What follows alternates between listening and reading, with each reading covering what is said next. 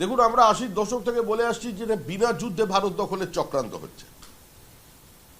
এই মৌলবাদ, এই র্যাডিক্যালিজম, এটা মানব সভ্যতার একটা ক্যান্সার, একটা ক্ষত। এর থেকে মুক্তি পেতে হবে।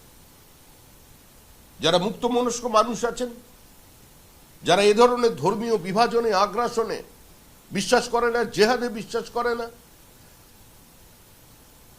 কাফের বলে কাউকে সম্বোধন করে না, আজকে তারাও কিন্তু বাংলাদেশে আক্রান্ত হচ্ছে। আর এই ঘটনা বাড়বে। আজকে সারা ইউরোপ এই র্যাডিক্যালাইজেশনের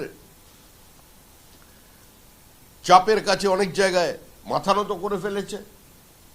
কানাডা দেখুন, ইউনাইটেড স্টেটস অফ আমেরিকা, সেখানেও পরিস্থিতি খুব একটা ভালো নয়। এই বিশ্বব্যাপী যে মৌলবাদীদের উত্থান, এর বিরুদ্ধে সংঘবদ্ধভাবে ভারতবর্ষের মানুষ রুখে দাঁড়াবে।